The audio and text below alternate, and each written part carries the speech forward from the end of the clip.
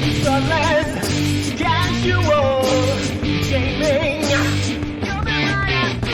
So let's casual gaming.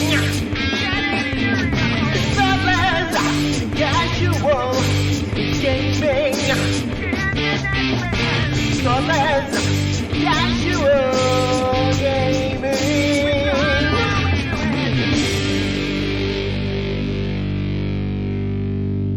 Hello, you're listening to Thoughtless Casual Gaming with Brett and Jace. We are a Geelong-based gaming podcast where we play games very badly and then talk about them. We have evidence of that badliness. Oh, do we ever. We've got a lot to talk about tonight, but before we do, I did make a post in the Discord, and so for the hundreds of listeners that aren't in our Discord, I just wanted Get in the Discord. Yeah, well, first of all, get in the Discord. What are you doing? There's plenty of stuff going on in there. We talk about everything and a lot about Blood Bowl, but everything. So you should get in there. But it has been a stretch between episodes, and I wanted to personally apologize for that. That has been due to me not being in a particularly fit mental state to record, let's say. So apologies from that. We do have stuff planned. We have a couple of ideas, and thank you to all those that have reached out to me. I am getting there. But of course, by all means, if you are going through a rough time, please reach out or do what it is that helps you. For me, it's sort of going dark and not talking as much as I usually do, which is not much to start off with. So, but just wanted to say that. Now on with the show. So, we are here tonight to talk about, or this morning, or this afternoon, whenever you're listening. Yeah. It could be any of those things. But we're here tonight. We will be there in audio form whenever you choose to listen. But we are here in person tonight. We are in person, online. We are here to talk about a little Blood Bowl tournament called Mayhem that happened this weekend. It happened. Such a thing happened. And it was... I was trying to find a Mayhem Malicious type thing, but it didn't come as quickly as I would have hoped. Yeah, that's what she said. First of all, kudos and great work to James and Liam for putting this on. There were 38 people playing 4 rounds of Blood Bowl 11s, which hurt my brain just a tiny bit. I ended up in bed for most of this morning. Yeah, I didn't realize it was 4 games when I signed up. And no, then neither I realized, did I. and then that's fine. I'm like, 4 games. We do 4 games. 4 games is a thing, but also it's 11s. Yeah. That is more than 7. Yes, it's 2.25 hours per round. And that's a lot of time. That's what it's 2 games of 7s. That's 9 hours of Blood Bowl. So, what happened is this time last year we were there at the Nerd Fairies All Systems Go, playing a couple of games of 7s, doing our own little thing. I think that was our 3rd tournament for the year that year. Something like that. Yeah. We were planning on doing the same thing this year, but then we found out the Mayhem was around about the same time.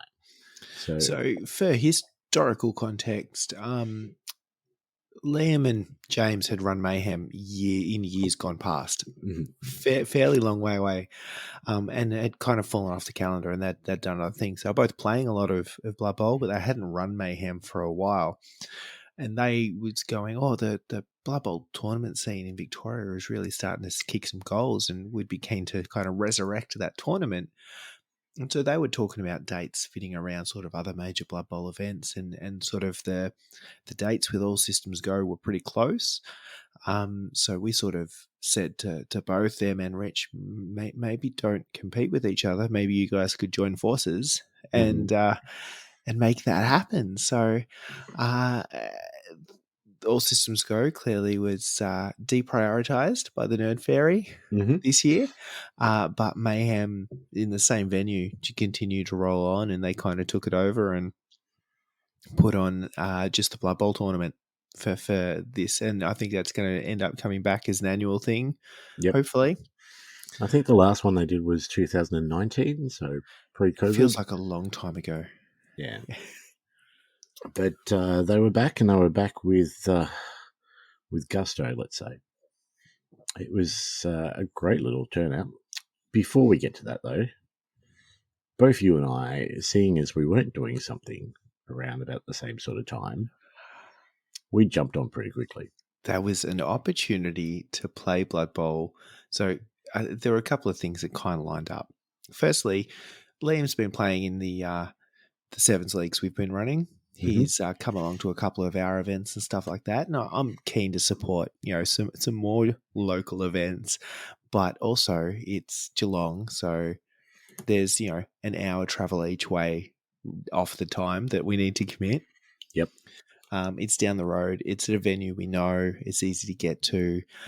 And it was a chance for us to kind of go and experience an event and play at an event and not actually have to do the planning and the running and the stuff in advance, which was a weird concept. It was very strange. This was actually, and I didn't actually realize this until today, but this was my first Blood Bowl tournament ever. This is my second. I mean, you've played in a few of ours. Doesn't count. It doesn't count, but I haven't, and I have not played in an 11s tournament. So, yeah, this was an experience for me.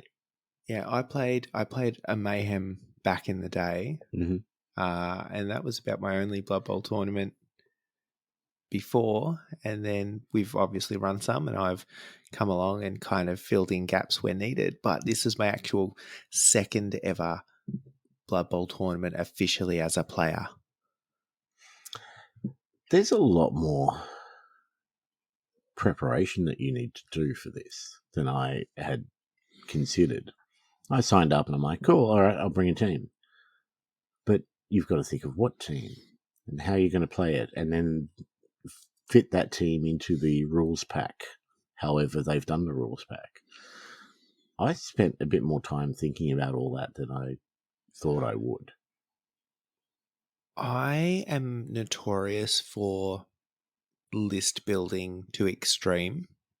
Yep, I think that's so fair. I expected to spend a little bit of time on this, and so I think the day I signed up, I had about 4 or 5 versions of rosters already kind of in mind.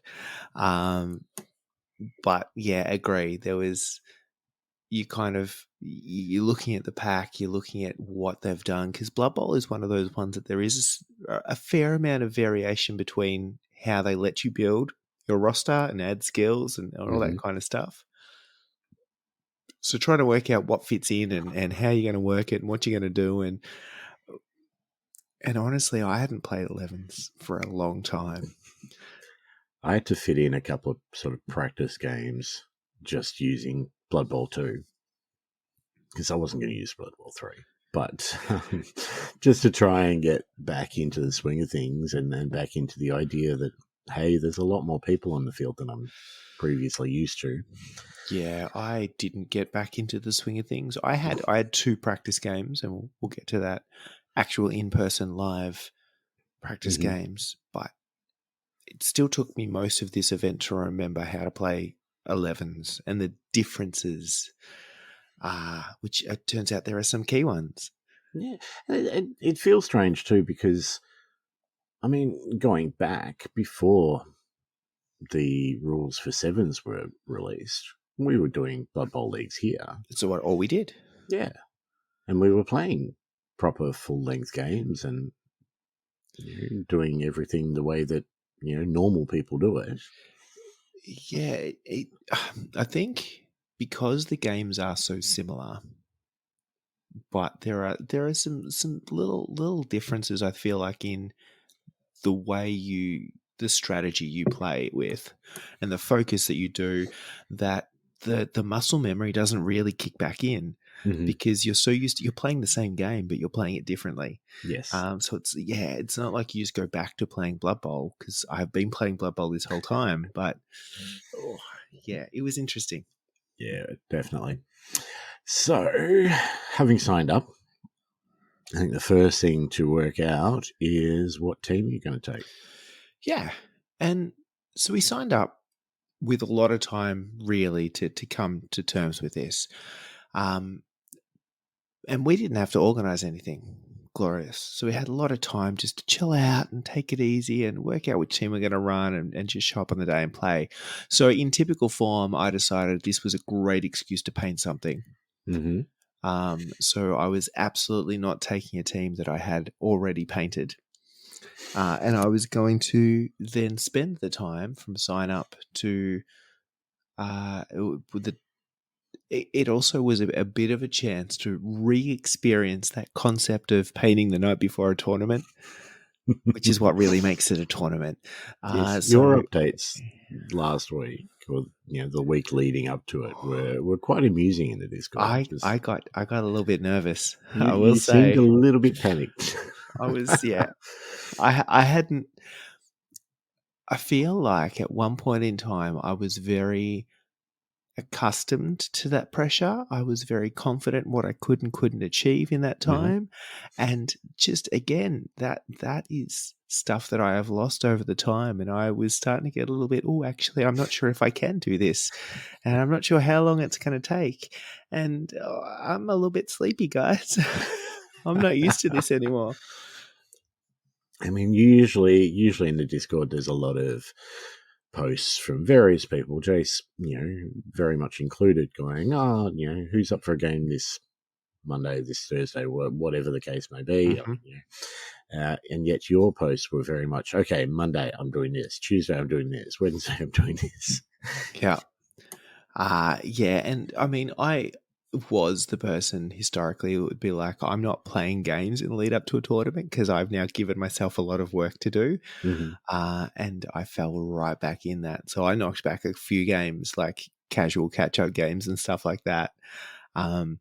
Just because I'm like, my project plan goes out the window if I start taking nights off. Yep, fair. So this amazing team that you decided to completely paint from scratch, what did you take? So I have had the Grebo Slan team sitting in my box of unpainted Blood Bowl stuff for a while now. So these are the Grebo, the metal Slan team that I think they brought out at the same time as the Lizardmen. So I have the Lizardmen. Yep. They are semi-painted. I painted a sevens roster for that. And I had the Slan.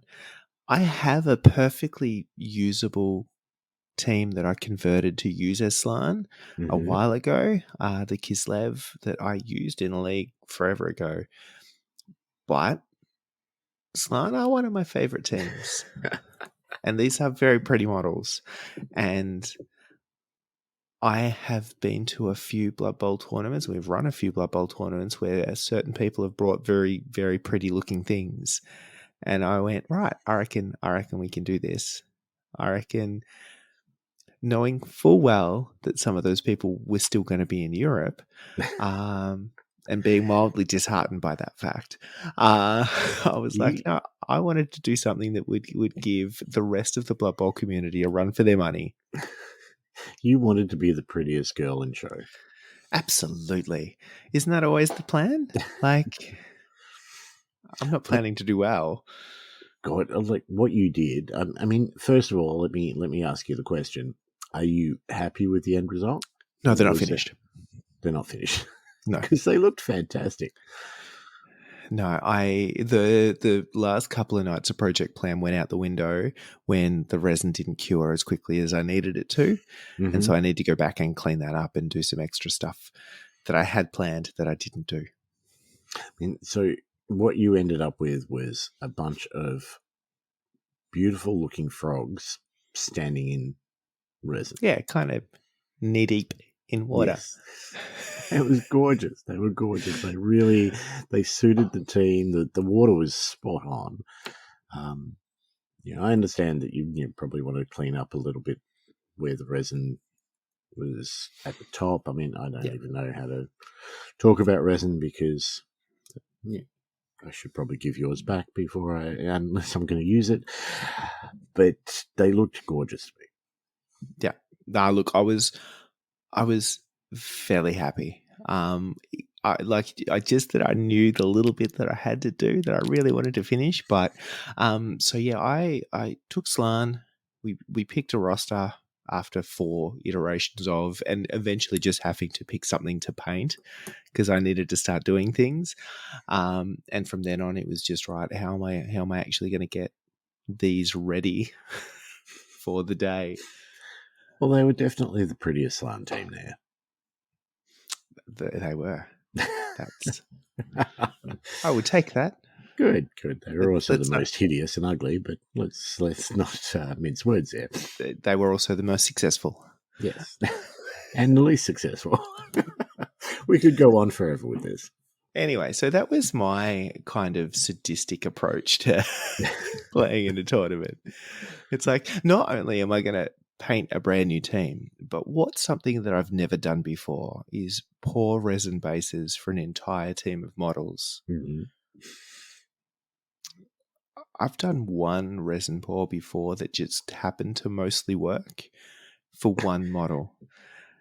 This was silly and stressful, and it was all of the things because not only did I not know if everything was going to go in time, but I didn't know if it was going to work at all, and I did not have a plan B. Well, your plan B could have been Kislev, but... I know, but that wasn't going to be fun. I know. How many players did you have? Did you have a bench I took 12, yeah. All right, so you've gone from pouring one resin to another 12. Yeah. Pretty much overnight. Yeah. It was overnight. I did it all in one night. Ah, dear. But you're happy with them. Obviously, they need more work, but yeah, but in your eyes, they need. They are 98.5% done. Excellent. So they'll be ready for the next 11s tournament. Yeah, that's what you're telling me. They're doing Mayhem again next year. Great, I'll do it again. So, list building. You said you went through a couple of iterations. Yeah, look, and it was pretty close. Most of them were very similar. It was kind of a little bit of tweaking. So I worked out I wanted to run Slan. I decided pretty quickly that I was going to run the Crocs. And then it was just a case of how many rerolls do I need? Mm-hmm.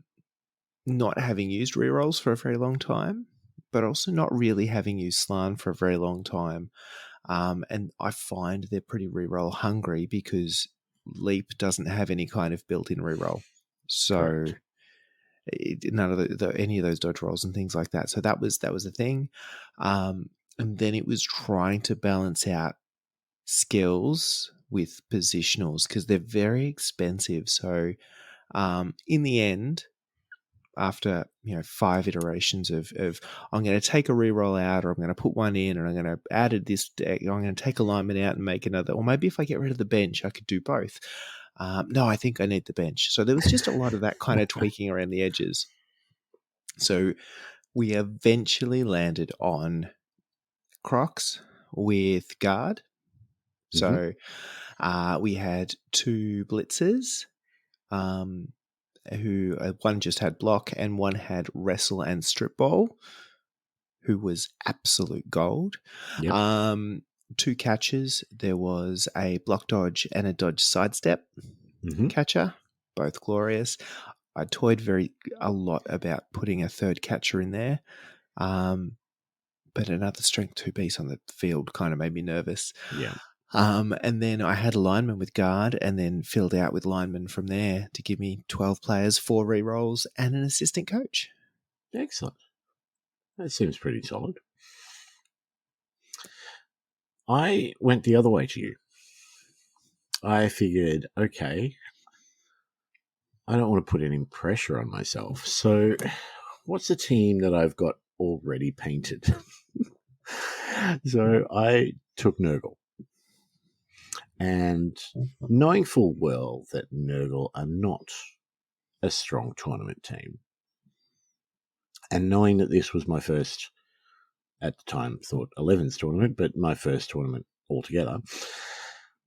I wasn't expecting to do well. I just wanted to go have a bit of fun and play stuff that I knew. So Nurgle was it. I had pretty much the full team painted, although what I decided is here I am playing in an 11s tournament, and that 11s tournament allows you to take a star player.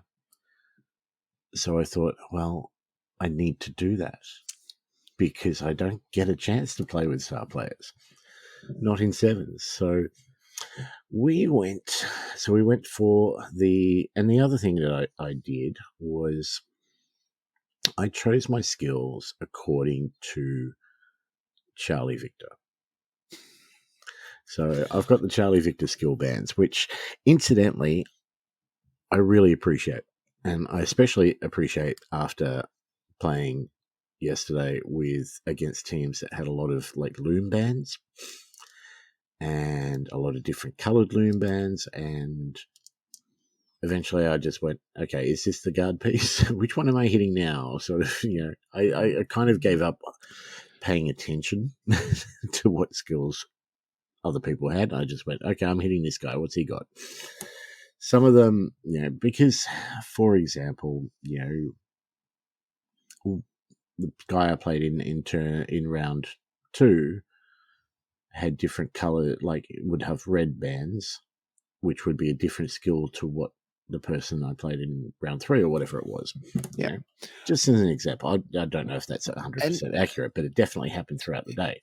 Yeah, absolutely. And I think it's one of those things that is a convention, like it is normal at Blood Bowl 11's tournaments. You've got skill packs in pretty much everything. You need to mark them. You need to make it clear. And loom bands have been the kind of the default go-to since God was born, right? Correct. Correct. And I'm not blaming anyone for taking them because that's the thing. And if I'd played in more tournaments, I'd probably have more of an idea that blue is meant to be generally block or whatever it's supposed to be. But I think to your point there is I haven't played in tournaments for much, and I am nowhere near match fit for tournaments. I am nowhere near match fit for Blood Bowl, and my brain went to mush pretty quickly. So I feel like for a lot of people who are regular tournament players, this is just kind of it's kind of part of what you do on the day. You're used to it. I was not used to it, and it did feel like effort. Yeah. An effort I was not willing to put in, so I just ignored it, really, to be honest. Yeah, likewise. But what I did was having just the basic Charlie Victor skill bands. I went, well, I've got one set of all of them. I'm just going to choose different skills for different players. That's nice and easy. I can mark them well. I know what they've got. My opponent will know instantly what they've got. No confusion. Let's just do that.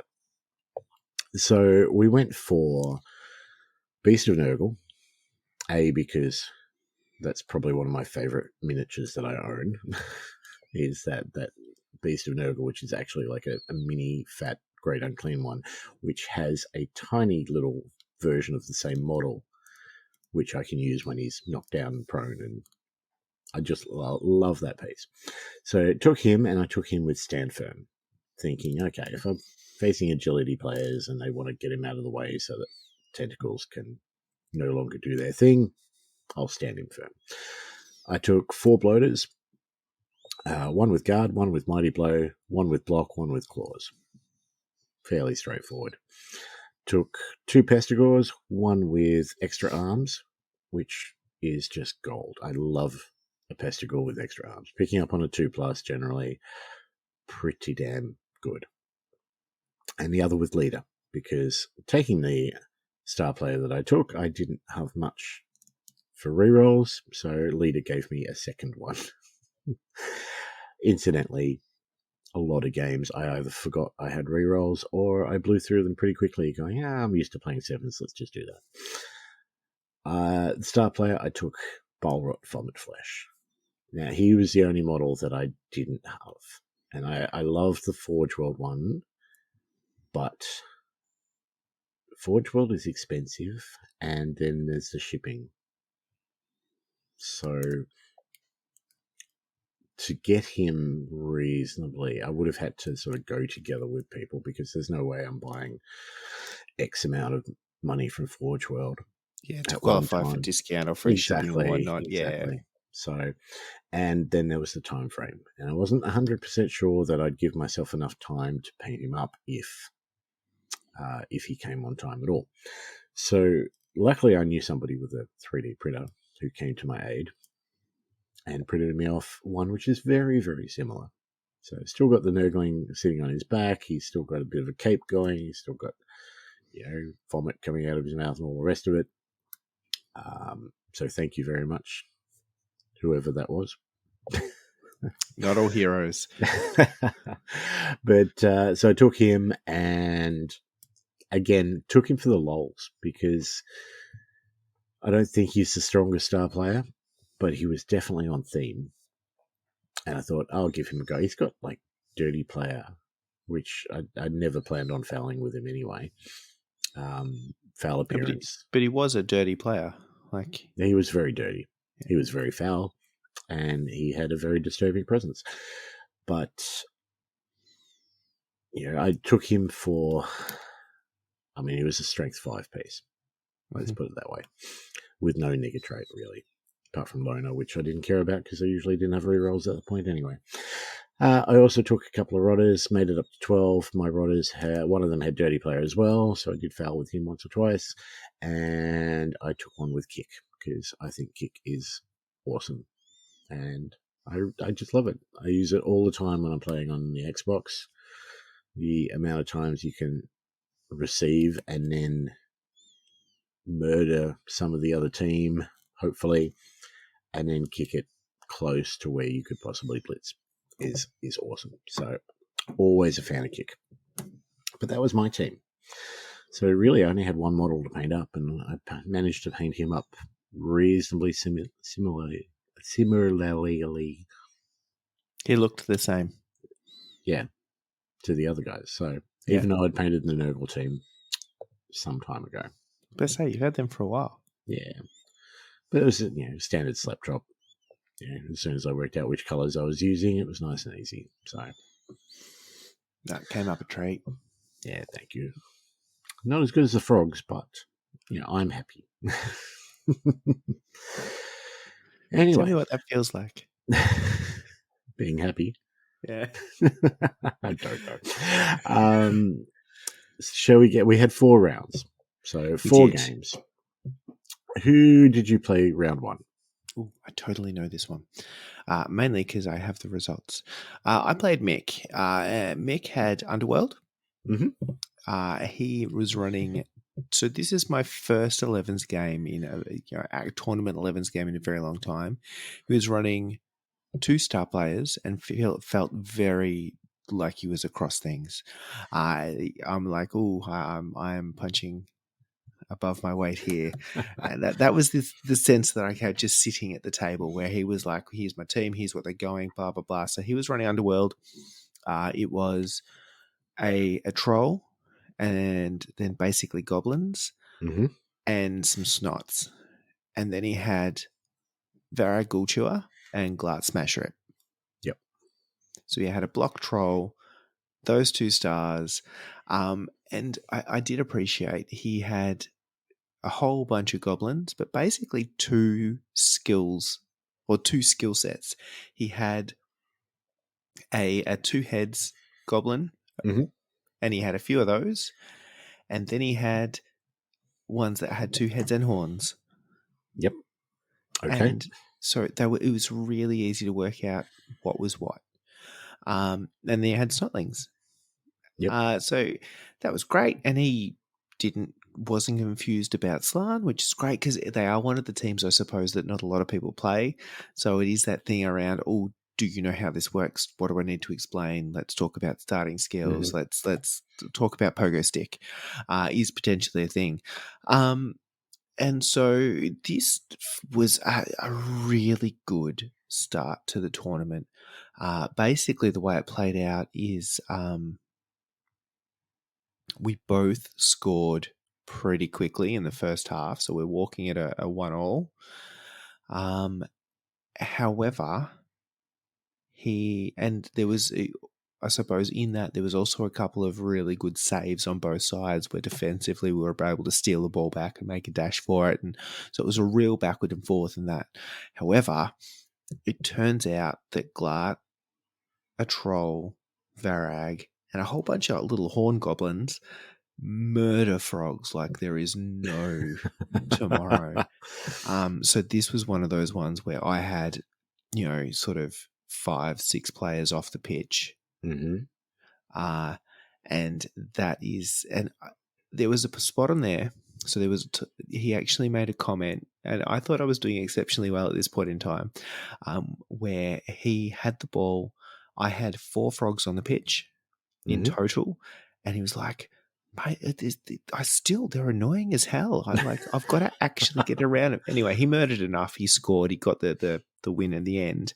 But yeah, I was trying to play defense with 4 frogs, and just getting them pounded by goblins. But having Glart as a strength 4 piece, Varag is a strength 5 with no nega trait, and then the troll with block, who was just, again, he was pretty reliable for a fair amount of it. And so many dodge rolls. And I understand 2 head stunty, like it's a 2+ everywhere with dodge. But my God, he rolled so many dice. And it paid off in the end. It just gets you the supports where you need to get them. It gets tags players where you need to tag them. He played really, really well. So that was a 2-1 loss for the first one. But it felt like a really close game. I had a blast. Excellent. Now, he was playing Stunty Underworlds, I see. So no Skaven. No rats. Which allowed him those 2 star players rather than the one that most people were reduced to, if they took them at all. But once you threw horns on the little goblins, because they blitz at strength 3, it kind of felt like rats. Yeah, they could have rat horns, fake tails. I love it. So this was a good introduction to 11s. It was great. We ran. He really knew his stuff, which was great because it let me stumble around a little bit, and he was picking up the slack. The turns didn't drag at all. I didn't have to over-explain things badly because he was just so across it. So I felt like it was really nice that I could come in. I gave him the caveat, like, mate, this is my first 11s game really in a very long time. So I'm going to forget I have rerolls and stuff like that. He was really, forgiving of any of that. And as I said, it was a super fun game. He absolutely pounded the hell out of my frogs. But as I said, there was some moments there where I felt like it was, the game could have gone both ways. So I will take that. There was a chance to pull it back to a draw. Close, sort of. Yeah. We'll say close that. to a draw. That's almost a win. Yeah. Yeah. It's more than I expected, let's be clear. I know. We both went in with very low expectations, didn't we? Very. Yeah. So my game 1, I was up against Kane and his Wood Elves. Now, first thing I'll say is that I sat down and we were having a bit of a chat, and I was saying hello and all the rest of it.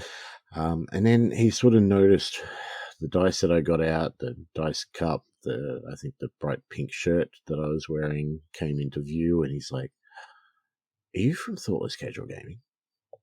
I'm like, "I am." He's like, "Oh my God." He was kind of fanning out a little bit, which was so sweet.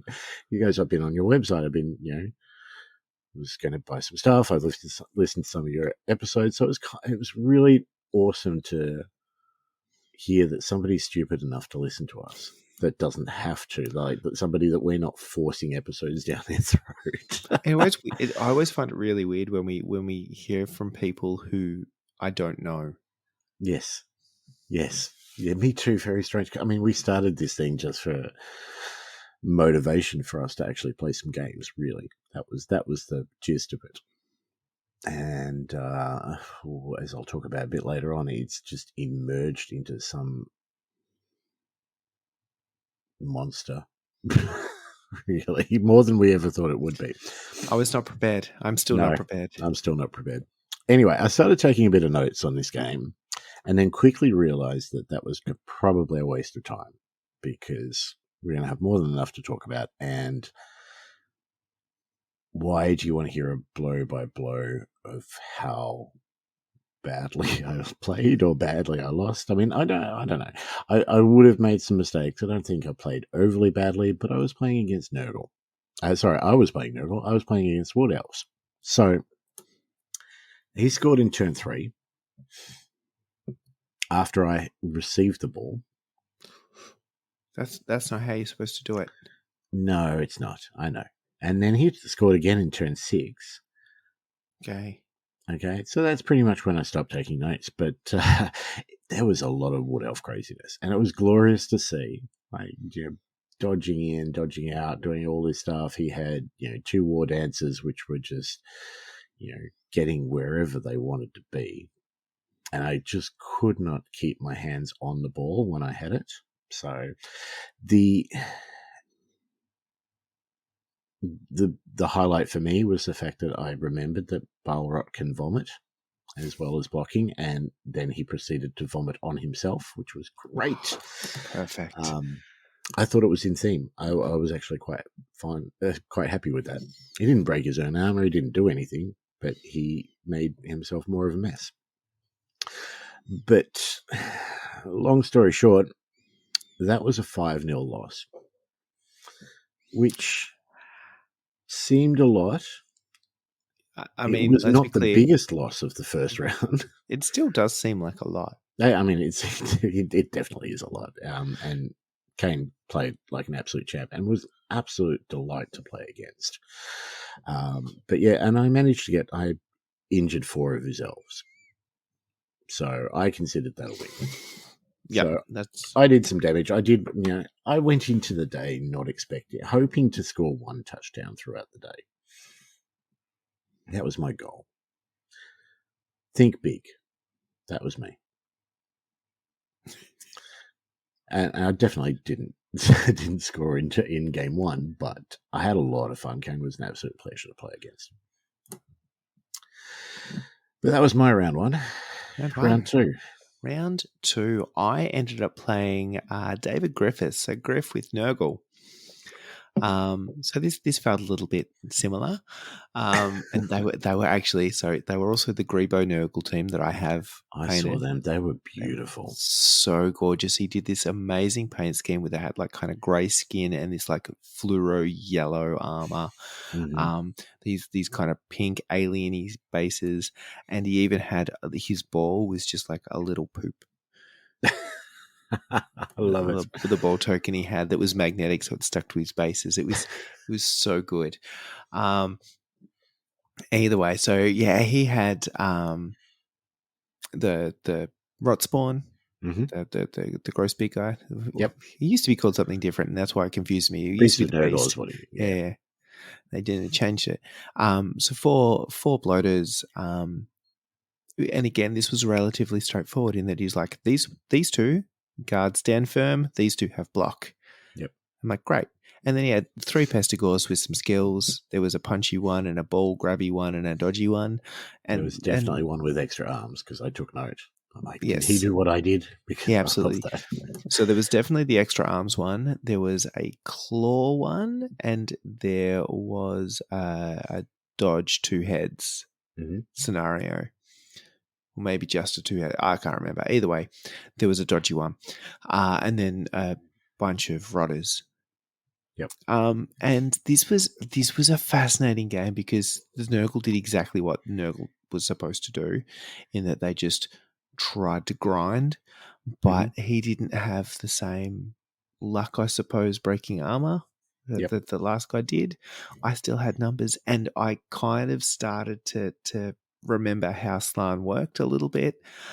So I got to do fun things like jump a guard piece into a cage and then jump a blitzer in with strip ball, and just push one dice at a pestigore and spill a ball and do that kind of fun stuff. So, and there was a point in that game where, so I ended up winning that one 2-1.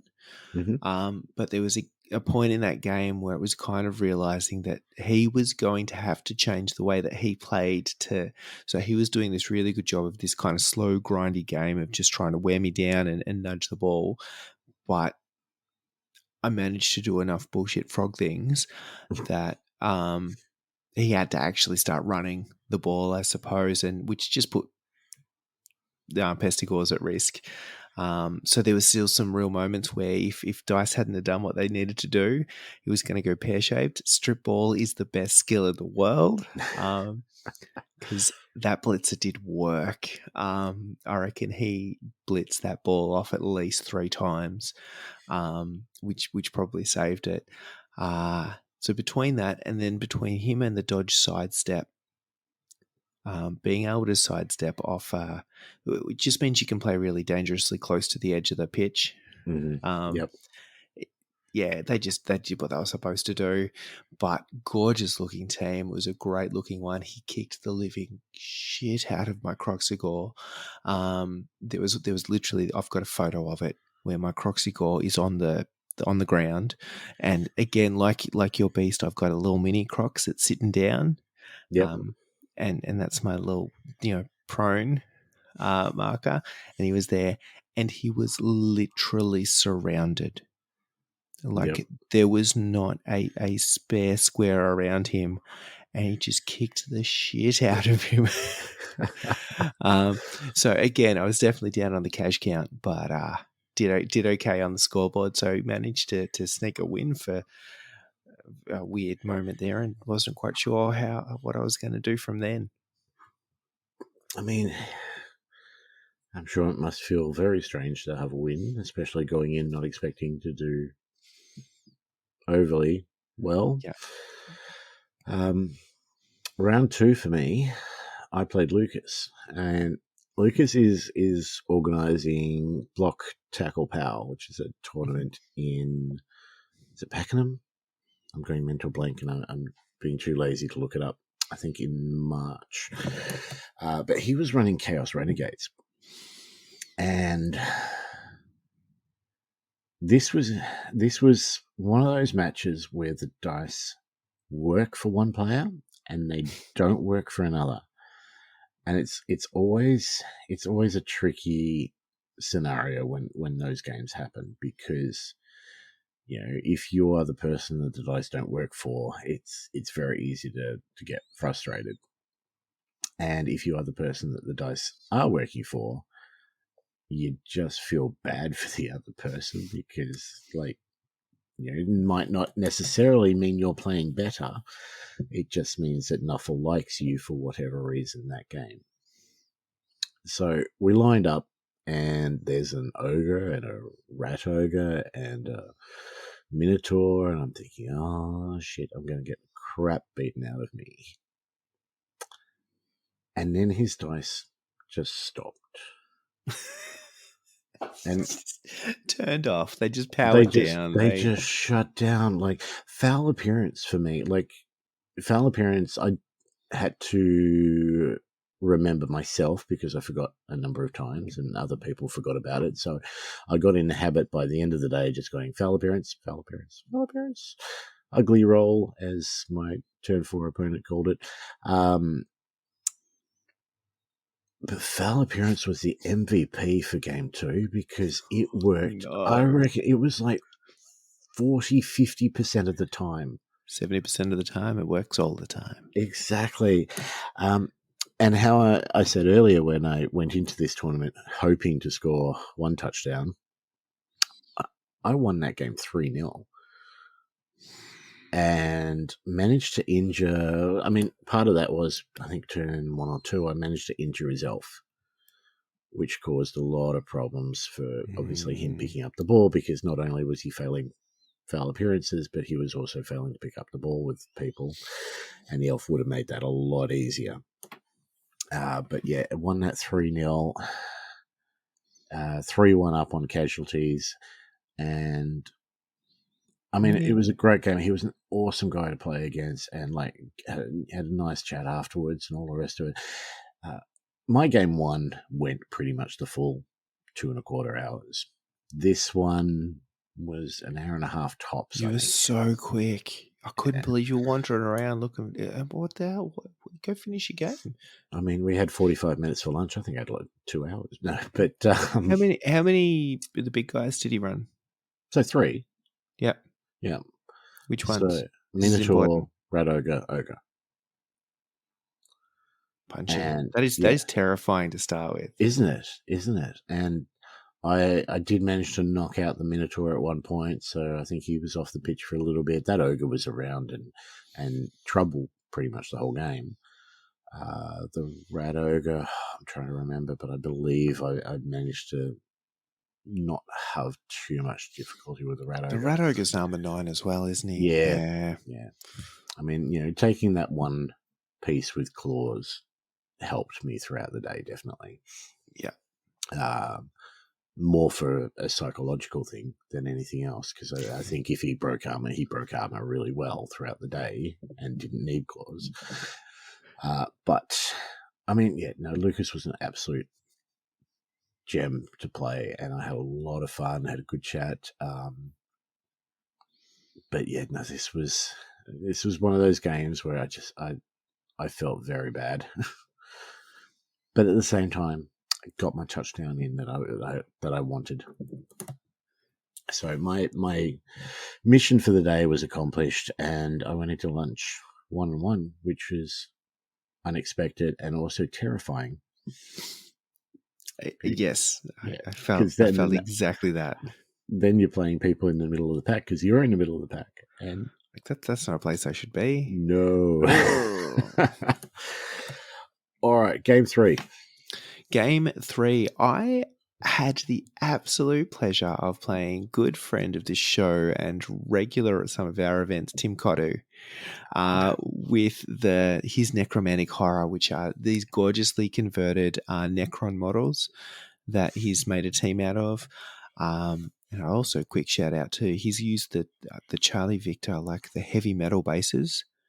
Mm-hmm. They're great because they're really light kind of plastic models, being modern 40K ones, but they've got a little bit of heft to them as well, which is lovely. But they look gorgeous. So he's got different positions for different ones. He was running. Well, here we go. The Flesh Golem, 2 werewolves. I'm not going to try and remember. So 2 wraiths, both that had guard, that were frustrating as. 2 ghouls that had stuff, and then a bunch of zombies. Knowing Tim, that was most likely a very well thought out. It was team as so far as skills well go considered. and players. Yeah. He was in that he said he'd never played Slan before. So I was very much trying to go, right, well, this is what they do, this is what they don't do, this is how they work, these are the things you probably have to watch for. He's like, no, it's cool, I'll learn as we go, it'll be fine. So I loved him. I have all the respect in the world for him. So good. And he comes along, he wins our tournaments and is the nicest guy doing it. Yeah, and it was playing him was the same thing. Like you could see him being so considered about what he was moving where, what he was doing, but again it was just this really, like, it wasn't a high stakes game. He was happy he's like, no, if you didn't meet, like, if you want to dodge him there instead of there, well, you do those things, you're like, oh, you move it going, like, oh, I should have moved him 1 square that way. It's like, just move him. So it was one of those games which is glorious. And so back and forth. He did work out pretty quickly which players to target. So the Crocs spent a lot of time on his bum. And then he was very much, okay, which one of those? And actually, here is another thing that I had not considered, because I had painted each of the positions in the team differently, in that, so the linemen were all green frogs and then the catches were yellow frogs and the blitzes were red frogs. And I tried to make it as clear as I could. And he sat down and he goes, "So which ones are which?" I'm like, "Well, the red ones are the blitzes." He's like, "Oh no, I'm colorblind." Okay. Yep. I'm like, "Oh, I did not even consider." So anyway, just another thing to think about. So he was very much okay. Where is that strip ball jerk? Good, there he is. Yeah, is that him? Yep, cool. And again, which is the sidestep? Which is the sidestep guy? Yep. Where is the strip ball? Where is the sidestep? So he very quickly worked out which ones needed to die as quickly as possible and targeted them. It was a pretty fast and furious first half, but a second half where, again, not heaps of casualties kind of happened. So we both had enough players on the pitch to do stuff, and just able to frustrate. And this was the game where I kind of remembered that the 11's pitch is a little bit bigger. So as long as you keep somebody back, you don't commit your whole team to a thing, like you can get back and scramble when somebody gets through or they pass or they do stuff and all of that kind of stuff. So there was times there where there was a danger of scoring and I managed to pull it back, where the ball got kind of spilled in a big scrum, and I was, pushing guys onto it and then leaping frogs onto it, just hoping to spill it out of somewhere, to be honest. Like it was one of those games where I'm like, I just desperately trying to hang on. So we were 1-1.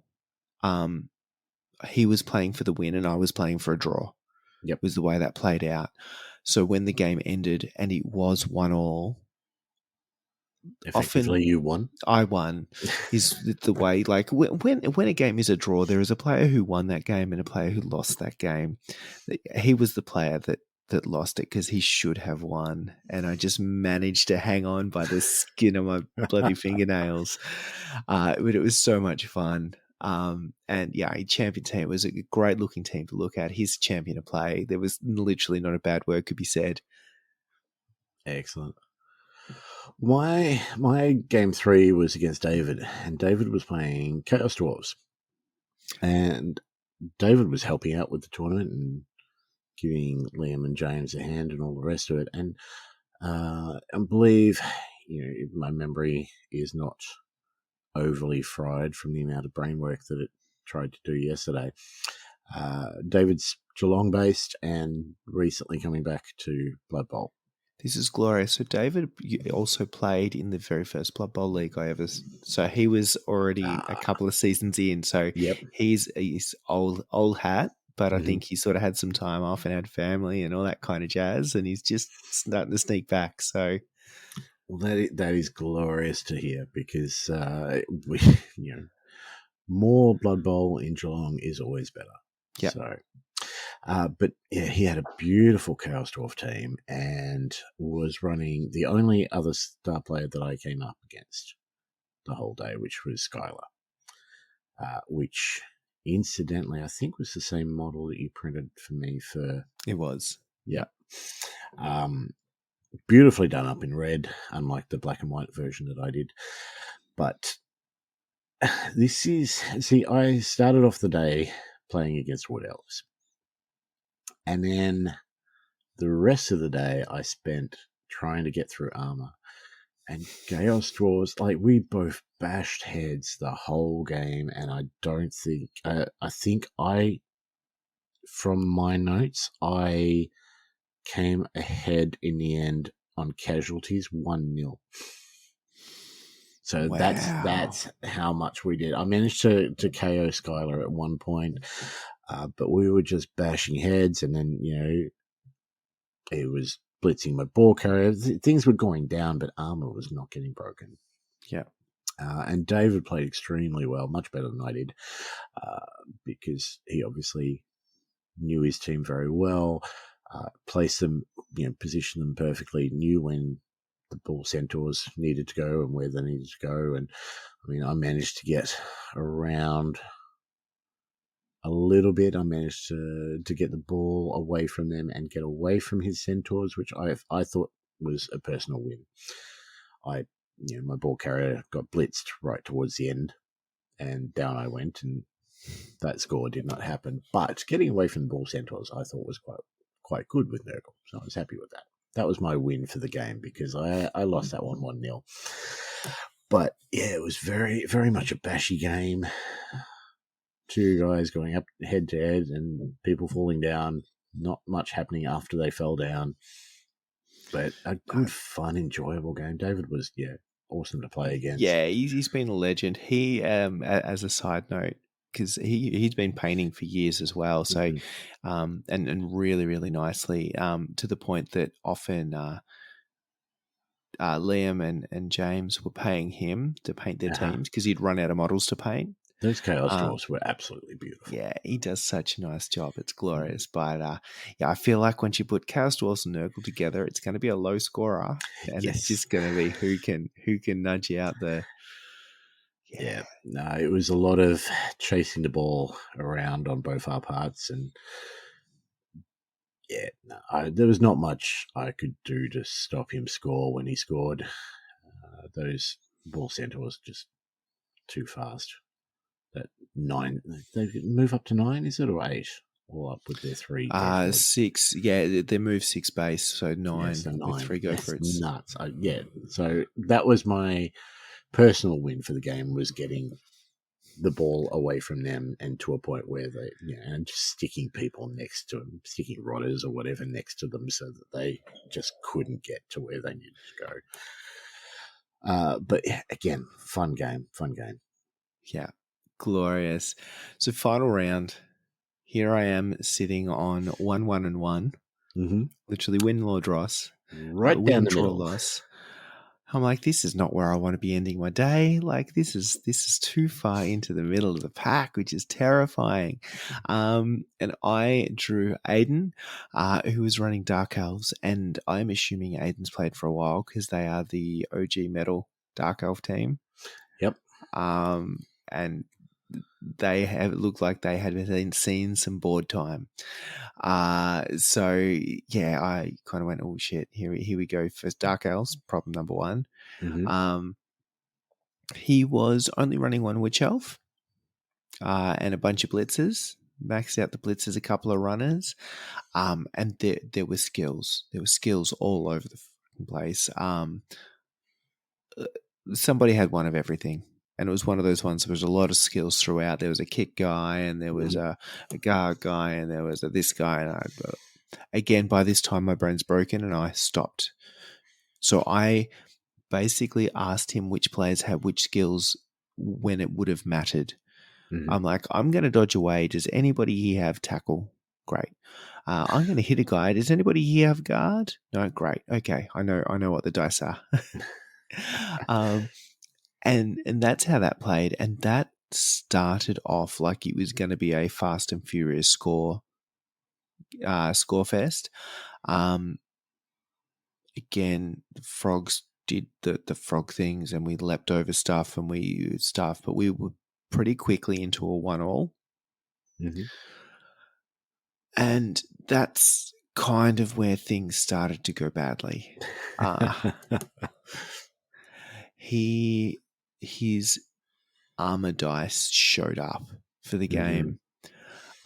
So I had a lot of frogs KO'd. I had a lot of frogs that I just, everyone started. I think the Crocs went off turn 2. Yep. And didn't come back for the first half. And then eventually came back in the second and then went back off again. Like it was one of those games. He managed to return, so now he's 2-1 up, and I had a chance to return fire.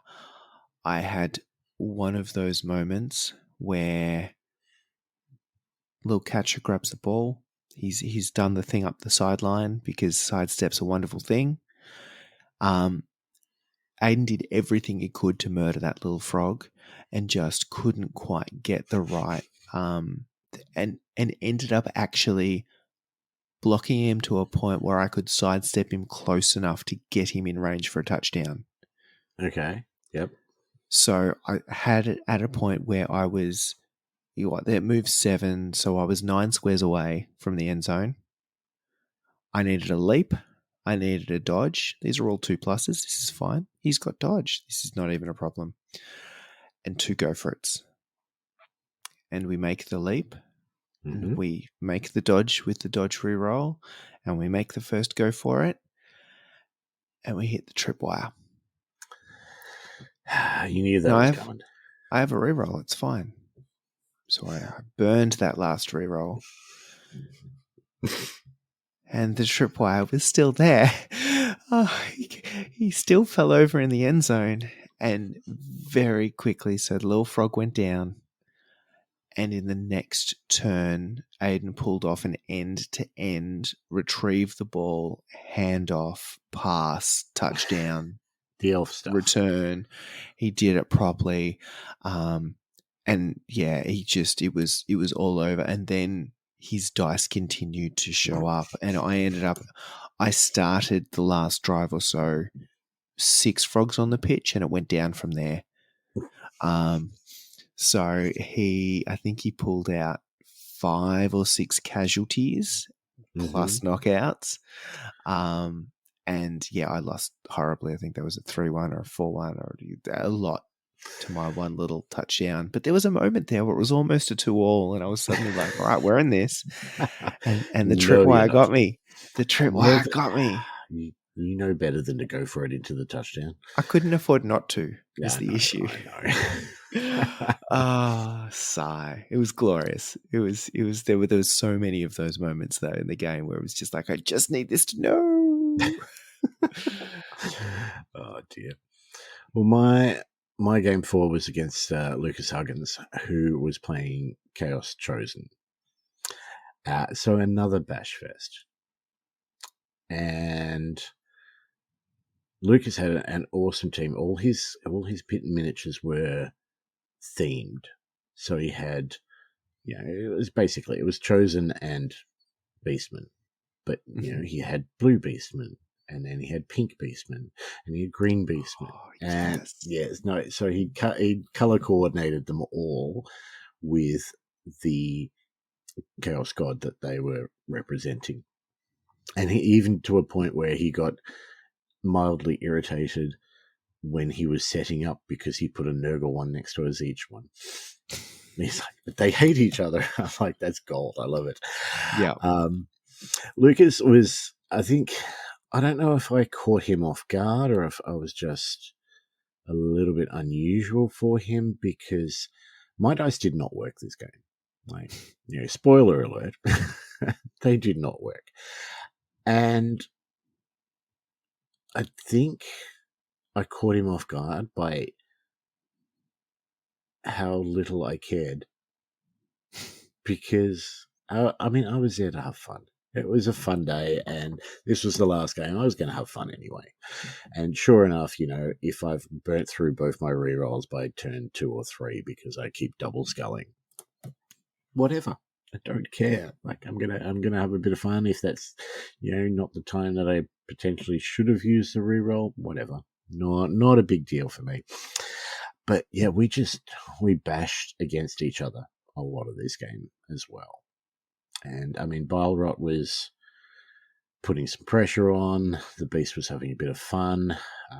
Incidentally, Bilerot managed to vomit on other people in games 2, 3, and 4, but never once the whole day managed to break armor. So he was just making a mess. It's vomit, yeah. Yep. And the tentacles on the Beast, or the rot spawn, whatever you want to call it. Love the tentacles.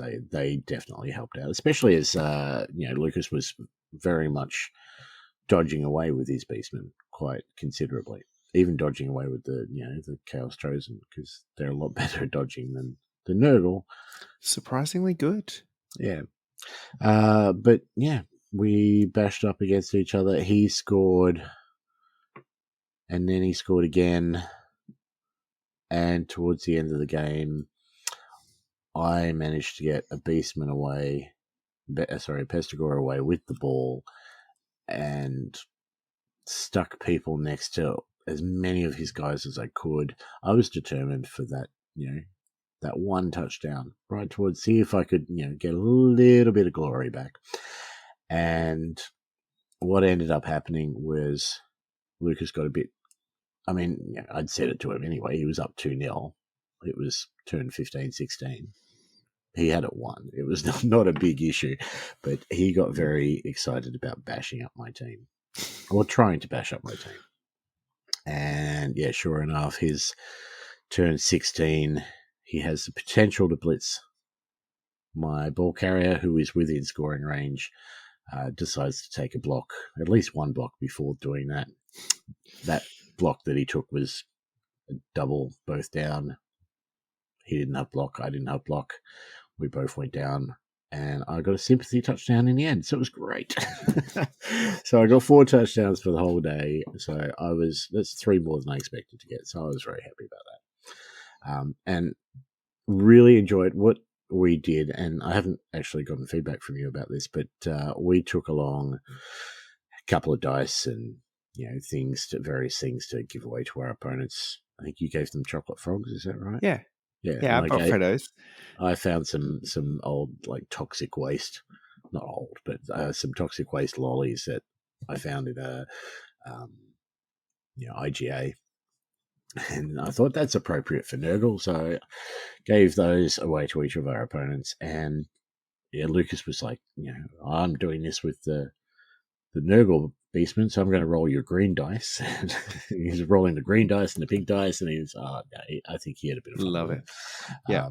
A couple of people apologized for not having gifts for me, and I was like, "Oh no!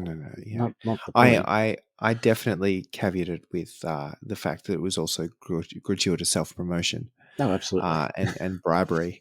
So yeah, no, people are lovely, but I got great feedback. The nope dice in there as well. Yep. I was like, I get one of it because I was using it pretty consistently. Oh yeah.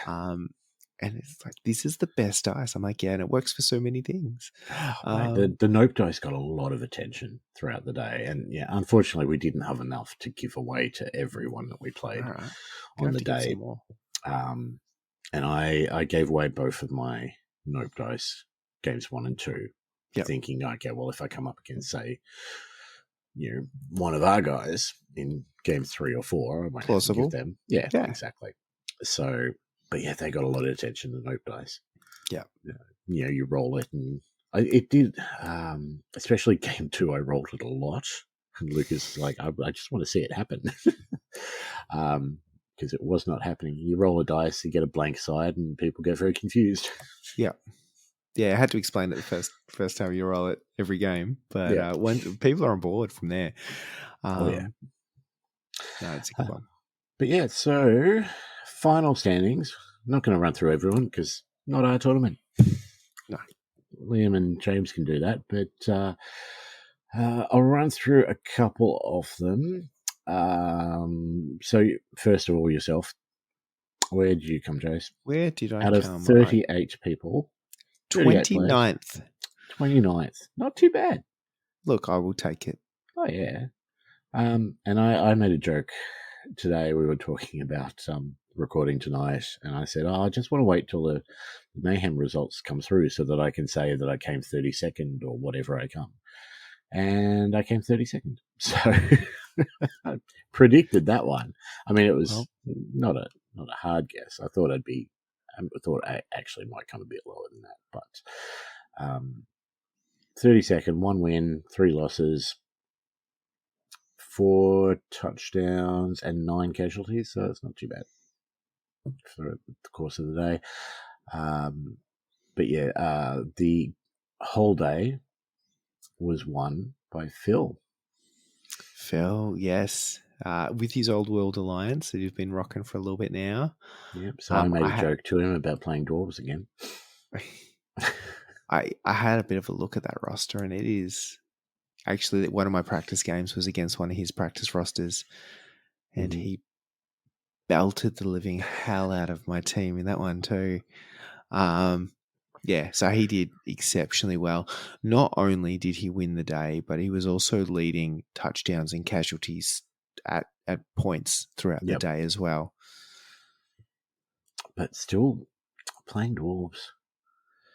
Yeah. But that's the second Geelong tournament in a row that he's won. So after winning ours and then winning this one, so well done to Phil. A couple other people. So Liam, running the event, also plays in our Sevens League, playing Lisbon, came 5th. Scrolling down. So Tim, who you playing Necro, came 13th. And then I will give kudos out to Dylan Carter, 25th. He pipped me.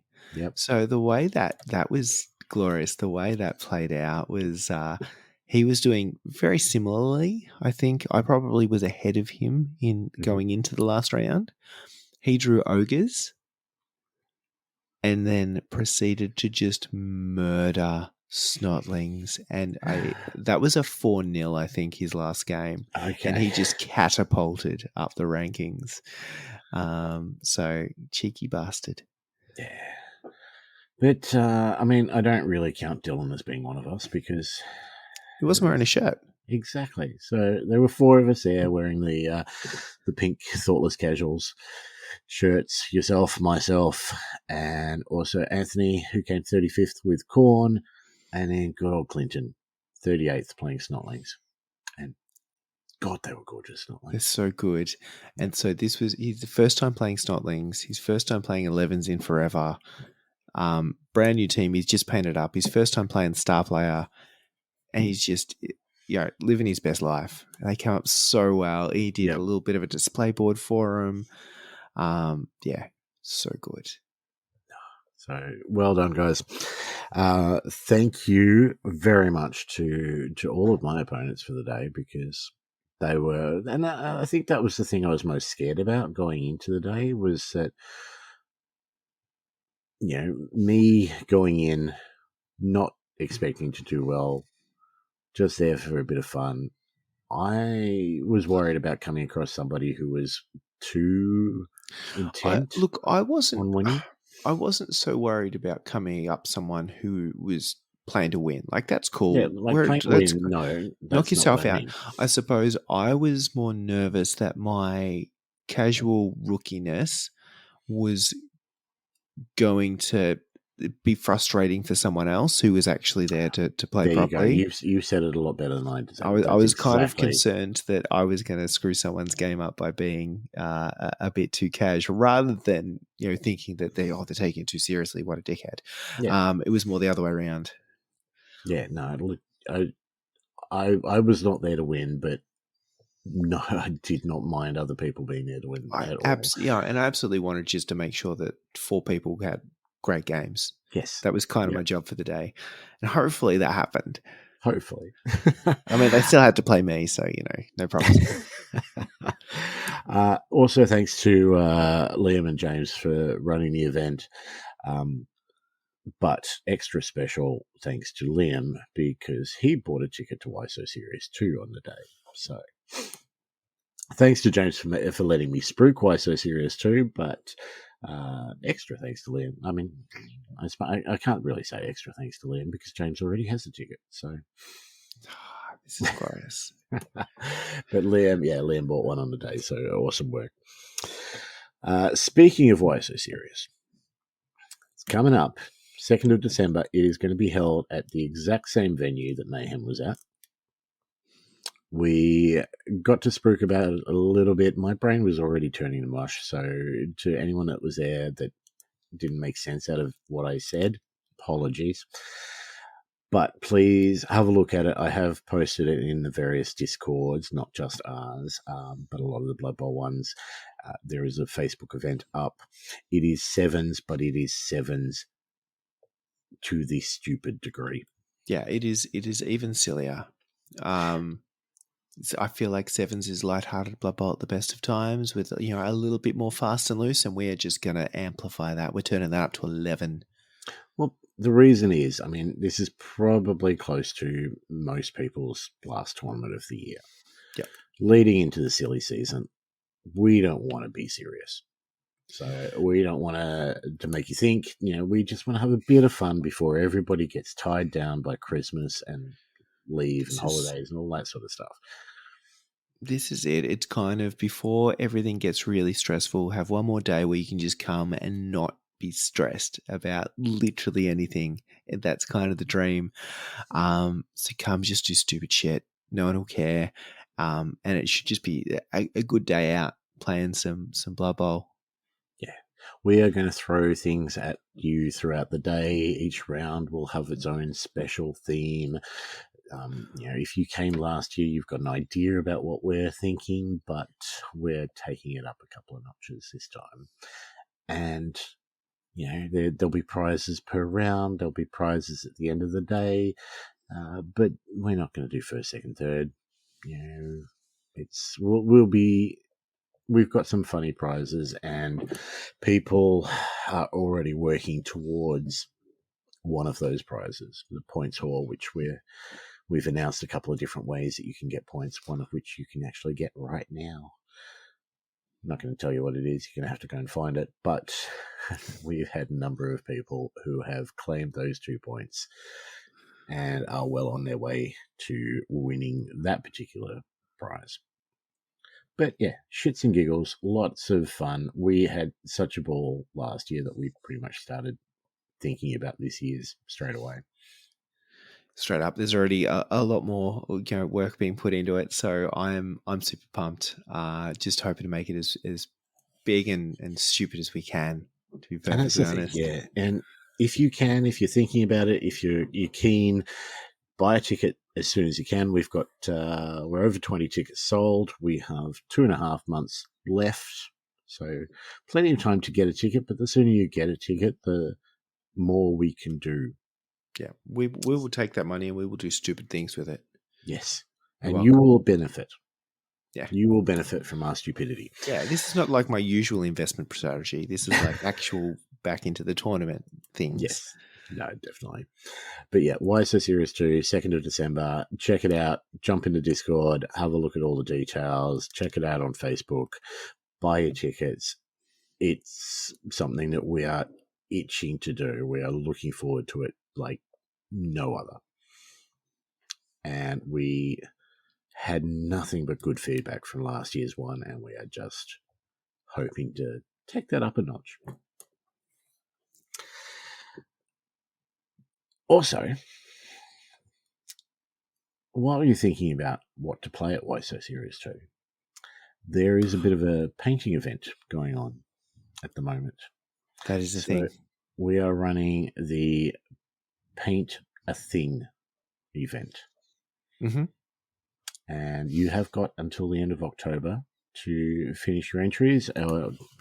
Technically, you've got until the end of October to say what you're doing and then finish it overnight or whatever, however long you want to take on it. We've done Paint It Pink. We've done Paint It Brown. We did the other Paint It Pink. This is Paint a Thing. Whatever thing you want. We're not putting any sort of caveats or provisos, stipulations, any of these things. No, there's no fine print. Decide on a thing that you would like to paint. Take a photo of it before you have done the painting, and then take a photo of it after you have done the painting. That could be thing, it could be things. I don't care. Whatever you want to do, there are prizes involved. So we are giving away vouchers depending on how many people enter. And, you could win stuff. And if you haven't entered one of our paint events before, it's generally not the best painted model that wins. We like to, best idea, best, I don't know, whatever we decide to award it to. Dazzles us, best use of gratuitous glitter might be something. Most creative thing painted could be a thing that tickles our pickle. Like, I have no idea how we're going to judge it because I have no idea what we're going to get in the way of entries. Let's be clear. There will be prizes, but it is not a painting competition in the traditional sense. if you haven't entered one of our events before, we, and by we, I very much mean me, I have entered painting competitions and stuff in the past and been thoroughly disheartened when something that I think, at least for me, I've put a lot of effort into, and I think for me at least, I know it's not going to win anything. I never expect to win anything going in, but to get sort of a score out of 10 and well, I thought I did better than that. And it can be quite disheartening, especially to people that aren't as awesome painters as yourself, Jace, or David, for example, with his Chaos Dwarves. We don't want to say the best model is going to win because it may we not be just a want to model. promote it. Yeah, paint a house. A house is a thing, or a wall, or an alleyway. Body. I'm not promoting graffiti, but that's a thing. Trains are things. Yes. Which appendage would you like to take a photo of? Guys, the options are literally limitless here. Yes. So enter. There is an event on Facebook. You can post stuff in there, or you can jump in the Discord where all of our entries so far have been entered. And we thank those guys that have already entered and pledged and are painting, and those guys that are pledging something and then painting it and then pledging something else and then painting that and then pledging something else. Like, thanks, guys. I feel like also though, like if you're just painting something anyway, you might as well throw your hat in the ring. There's literally nothing to lose. And if you're not painting something and you would like to, and you'd like a little bit of a nudge in the right direction, here's a whole other way you could do that too. So worst case scenario, by entering this paint event, you get us raving about your model thing, whatever you painted, on a future episode. That's the worst case scenario. Actually, no. The worst case scenario is you pledge a thing and you manage to not paint the thing, and then the thing you pledged isn't painted. Yeah, that is the absolute worst. But I'm not sure how entering that changes with the fact that it's not painted. So enter and paint, and then post picture of finalized painting thing. It's really not hard. That's what she said. And we gosh, so too much, to be honest. Anyway, if you got anything else you want to talk about before we wrap things up, they are the important things, and then it's just the important people, right? Yeah, that's it. So, by all means, if you haven't, give us a follow: Facebook, Spotify, Podbean, Twitch.